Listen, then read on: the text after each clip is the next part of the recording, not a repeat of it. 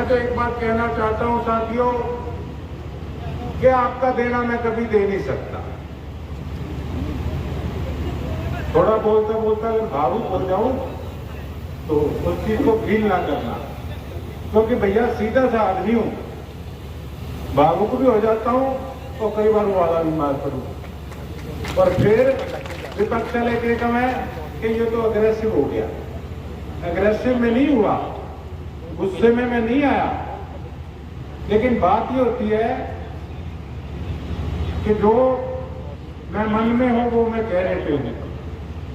ये नहीं है कि मैं काम 2 नंबर के धंधे करता हूं, समाज सेवी कह के चुनाव से 2 रात पहले समाज सेवा अपनी दूसरी चालू कर दूं और चुनाव के बाद मैं दूसरा काम चालू कर दूं। नकली हंसी मैं अपने चेहरे पे नहीं रख सकता साहब। और दूसरी बात कि जो ये मेरे एक छवि खराब करने का काम करते हैं कि गुस्से वाला या एग्रेसिव है, इस पे मैं कहना चाहूंगा साथियों, ये बहुत जरूरी था। मुझे पीड़ा होती थी जब किसान भाइयों को मुआवजा नहीं मिलता था, बीमा क्लेम नहीं मिलता था। मुझे पीड़ा होती थी जब नगर परिषद के अंदर शरेआम भ्रष्टाचार चलता था। मुझे पीड़ा होती थी जब हमारे घरों के अंदर सीवरेज का पानी बच्चे पीने को मजबूर आज तक है। मुझे पीड़ा होती है जब बीमारी करके किसी घर के अंदर किसी की मौत हो जाती है, ट्रीटमेंट के लिए सही टाइम पे दिल्ली या चंडीगढ़ या लुधियाना नहीं पहुंच पाता। इन चीजों की पीड़ा होती है। और ये जो अफसर जो भूल चुके हैं कि ये जनता के सेवक हैं, मुझे पीड़ा होती थी कि जब ये इंसान को, बंदे को बंदा नहीं समझते थे, जानवर समझ के 2-2 घंटे बाहर बिठाए रखते थे। उस पीड़ा करके आपने जो मुझे वोट रूपी पिछली बार आशीर्वाद दिया, आपने एक बात मुझे जरूर कही थी इसी ग्राउंड के अंदर, आजाद जब मैं चुनाव लड़ा, आपने मुझे आशीर्वाद देने का काम किया और क्या कहा था, गोकुल तुम आगे बढ़ो, हम तुम्हारे साथ हैं। जब इतना बड़ा आशीर्वाद मेरे साथ था तो आपका गोकुल कैसे दब जाता साथियों। मैंने हर वक्त आपकी आवाज बेशक विधानसभा में नहीं पहुंचा, पर ये गूंगी बहरी सरकार के कानों तक आपके सिरसा वालों की पीड़ा को पहुंचाने का काम किया।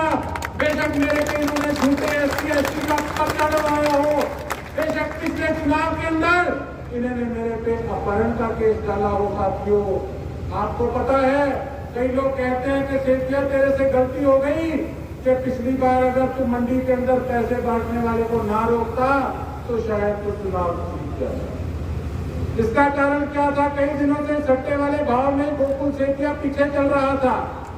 और यही जो पूर्व मुख्यमंत्री है, जो आपके बेटे को कहते थे कि ये आंख दिखाता है, जो कहते थे बिना पर्ची और बिना खर्ची की हमारी सरकार है, इनकी पर्चियां जो बट रही थी उस रात को, उनको उनका पर्दाफाश करने के लिए लाइव मैंने वहां पर उनके करिंदे पकड़े जो कि आप लोगों का जमीर खरीदने की कोशिश कर रहे थे। साथ मैंने एक सच्चाई से काम करा।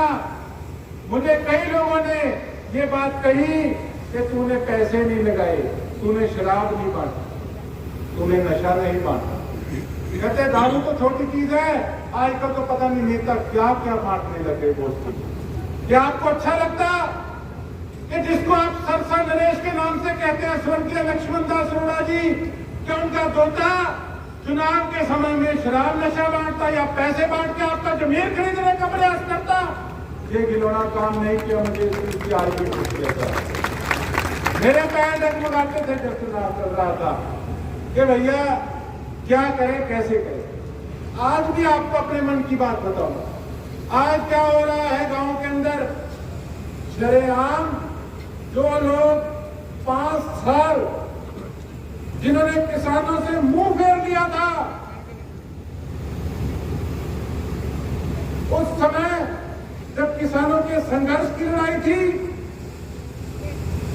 उस समय किसानों के सामने आकर चुनाव इलाहाबाद में जाकर लड़ने का काम किया। एक किसान को एक हिसाब से बेइज्जत करने का काम इन लोगों ने किया।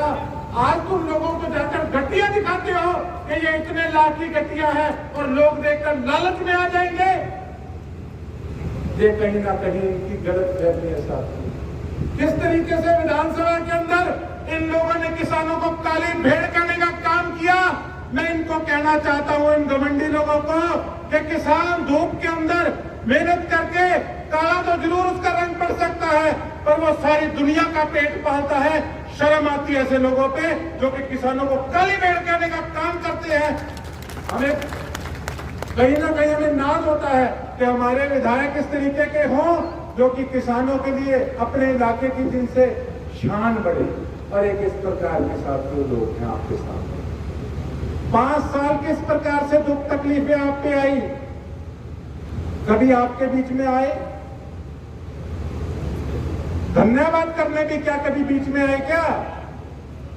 76 के अंदर से मात्र 24 हाजिरी, ऐसी क्या मजबूरी हो गई थी आपकी? मन तो आपका कहता है कि मैं फतेहाबाद से भी लड़ूं, हमारा परिवार रानिया से भी लड़े, हमारा परिवार ऐलाहाबाद से भी लड़े। साथियों, कहते हैं ना, हाथी के दांत खाने के कुछ और, दिखाने के कुछ और। ये कुछ नहीं है।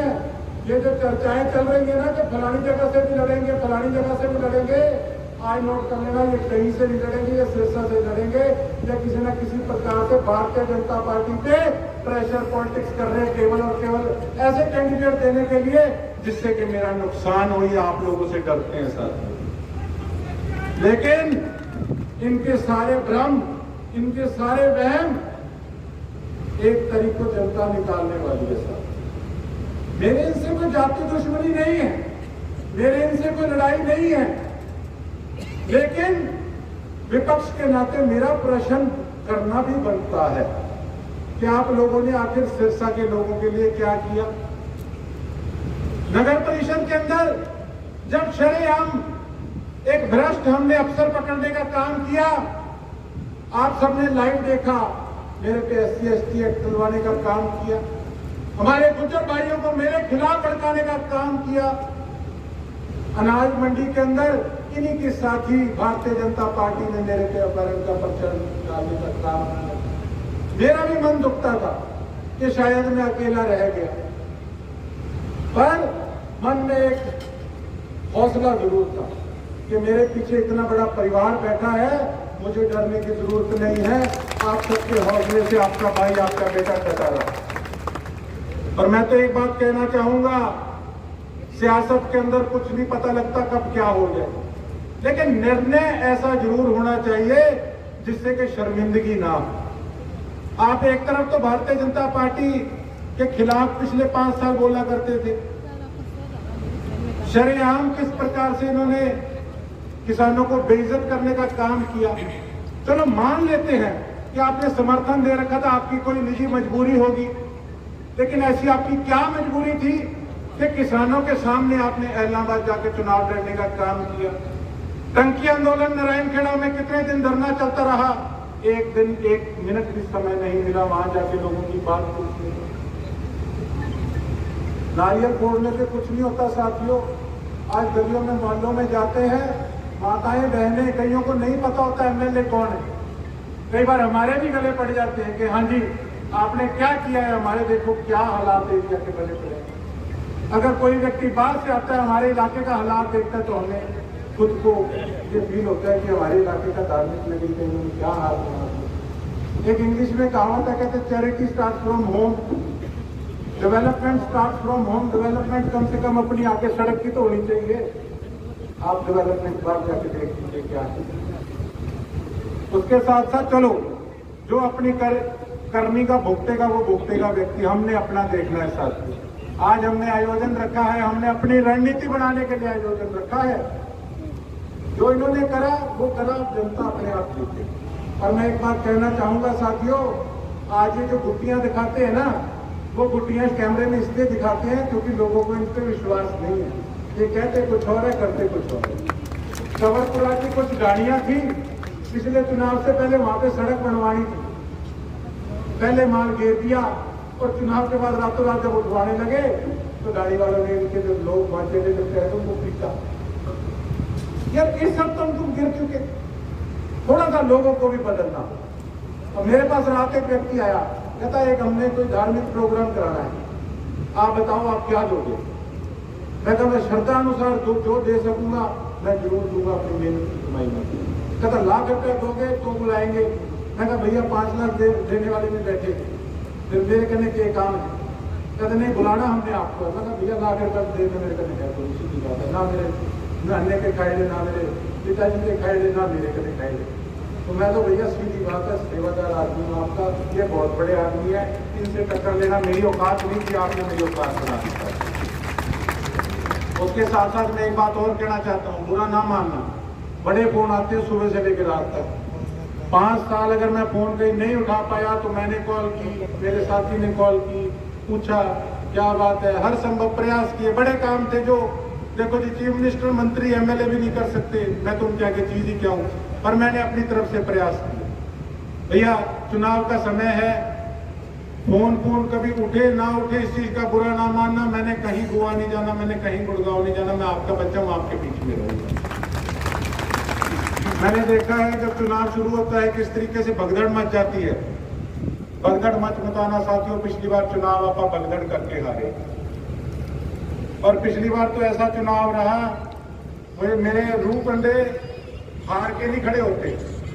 कुदरत का आप चक्रव्यूह देख लो, नॉमिनेशन भरा, मेरे पिताजी सीरियस हो गए, गुड़गांव चले गए, इलेक्शन का बिल्कुल ख्याल नहीं था, ऐसे लगता था इलेक्शन जाए बाढ़ में अपने पिताजी बचने चाहिए। गए वहां पे, और इन भारतीय जनता पार्टी वालों ने क्या कहा, कहते जी अमित शाह जी ने बुला लिया, सेटिंग होगी, चले गए। यहाँ खड़े आपके सामने, मुझे पता है किस प्रकार से जब डॉक्टर ने कहा था कि हालात बड़े गंभीर हैं, मैं अपनी माता जी को फोन करता था, जब स्टेज पे चढ़ते थे स्पीच देने के लिए रो पड़ते थे। हमें पता नहीं था हमारे घर का क्या सिस्टम चल रहा है, किस प्रकार से चल रहा है, सारे बौखला गए थे। मुझे याद है उस समय किस प्रकार से आप सब लोगों ने साथ देने का काम किया, मैं आपका एहसान नहीं भूल सकता। ठीक है, कई बार ग्रह चक्कर बन जाते हैं, किसी प्रकार के कोई दुख नहीं, हमारे पिताजी बच गए, आप लोगों ने इतनी इज्जत रख ली, परमात्मा की मेहर है इसके ऊपर, और बहुत सेटिस्फाइड आदमी हूं, बड़ा खुश हूं। अब तो मन में सिर्फ एक बात है कि जो बीड़ा उठाया है, बड़े लोग विश्वास के साथ मेरे साथ लगे हैं, 1.5 महीना हो गया, सारे शहर के अंदर, सारे गांव के अंदर मेरे साथी डोर टू डोर कर रहे हैं, फोटो खींच के मुझे भेजते हैं कि देखो उन्होंने मेरे से क्या लेना है, क्या मैं उनको दे सकता हूं। एक विश्वास और प्यार की बात है, इससे बढ़ के आप मेरे लिए और क्या कर सकते हो। बात तो सिर्फ इतनी है साथियों, काम करके दिखाना है, आपकी इज्जत बना के दिखानी है, आपके इलाके की चौधर का डंका पूरे हरियाणा के अंदर बजना चाहिए, ये हालात पैदा करके दिखाने हैं साथियों। परिस्थितियां जिस मर्जी प्रकार की रहे, और एक आपको मैं बात आज कहूंगा, कृपया करके फोन मुझे इसके लिए करना बंद कर दो क्या भैया किसी पार्टी में सेटिंग हो रही है या नहीं हो रही।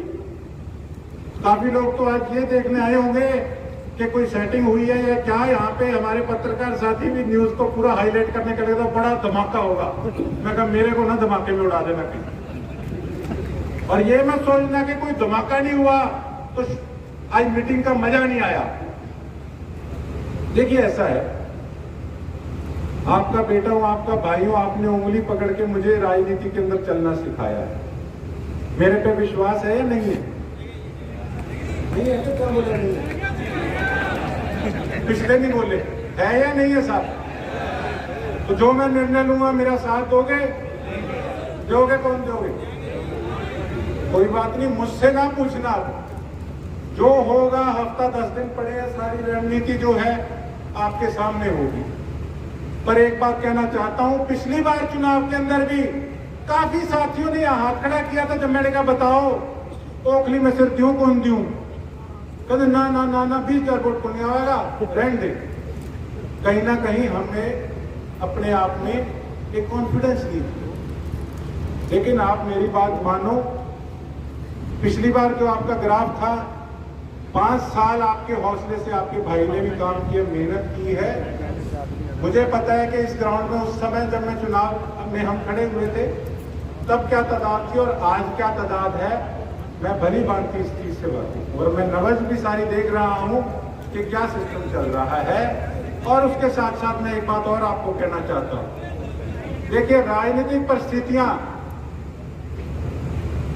का किसी को कुछ नहीं पता, सियासत किस तरफ जाएगी, क्या होगा। पर हाँ, मैं आज इस मंच से साफ कहूंगा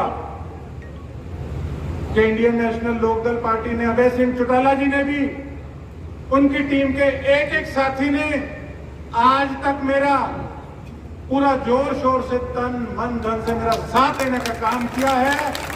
मैं उनका तहे दिल से आभार व्यक्त करता हूं, उनका मैं धन्यवाद करता हूं। आगे क्या होगा वो मुझे भी नहीं पता, बैठ के निर्णय होंगे, क्या सिस्टम बनेगा देखते हैं आगे, वो भविष्य के गर्भ में। लेकिन जो एहसान है वो एहसान है, और कोई व्यक्ति मुझे ये नहीं कह सकता कि मैं बदल गया या विपरीत स्थितियों में छोड़ के चला गया। मुझे मान है और मुझे गर्व है और मुझे स्वाद भी आया इलाहाबाद के बाई इलेक्शन में कि जब हमने ऐसे किसान विरोधी लोगों की गोलियां लगवाने का किसानों ने काम किया। उस समय भी भारतीय जनता पार्टी का आपके भाई को, आपके बेटे को ऑफर था कि आप चुनाव लड़ लो। मैं कहा जितना समय रहूंगा, जिसके साथ रहूंगा, उसकी पीठ पे छुरा नहीं मारूंगा। अगर जिस दिन किसी को छोड़ूंगा, फोन करके कह के छोड़ूंगा कि जी इतना अपना साथ था। ये नहीं है कि किस प्रकार से आप वहां खड़े हो गए, मैं आपके सामने आके खड़ा हो जाऊं। राजनीतिक परिस्थितियां कुछ भी हो सकती हैं, हम उनके बच्चे हैं, उन्होंने मेरा मान सत्कार किया है और इंडियन नेशनल लोकदल पार्टी ने भी मेरा साथ दिया। और मुझे खुशी है कि 2 चुनाव के अंदर नहीं, बेशक लोकसभा का चुनाव भी था, हमसे जो हो पाया साथियों हमने अपनी तरफ से प्रयास किया। बड़े मन से आज मैं इस चीज की, कई लोग चर्चा भी करते हैं कि भैया तूने वोट नहीं डलाए, वोट 5500 आए। साहब मैं क्या करता, मेरी जितनी हैसियत थी मैंने गांव-गांव जाकर भाई संदीप लोड जी के लिए वोट की अपील भी की। जितनी मेरी हैसियत थी मैंने अपनी तरफ से प्रयास भी किया। पर अब जनता जनार्दन है, किस प्रकार से सिस्टम चलता है देखिए, वो हम किसी के हाथ में भी नहीं कर सकते। बाकी आगे देखते हैं राजनीति किस प्रकार से क्या आगे मोड़ लेती है। और उसके साथ साथ मैं एक बात और कहना चाहता हूं साथियों कि अगर आप वाकई में मेरे हितैषी हैं, और मैं मीडिया के माध्यम से भी एक बात कहना चाहता हूं कि साथियों आज सारी हमारा परिवार बैठा है, सारी हमारी टीम बैठी है। पिछली बार कई हमारी टीम के लोगों में से या कुछ विपक्ष के वर्करों में से इस तरीके की बातें आई जिन्होंने, मैं चुनावी नुकसान नहीं कहूंगा, कहीं ना कहीं एक मेरी नेचर पे, एक मेरी जो इंटेंशन है, जो मेरी सोच है, जो मेरी विचारधारा है, जो मेरी नीयत है, उस पर भी कई लोगों के अंदर प्रश्न चिन्ह खड़ा करने का काम किया।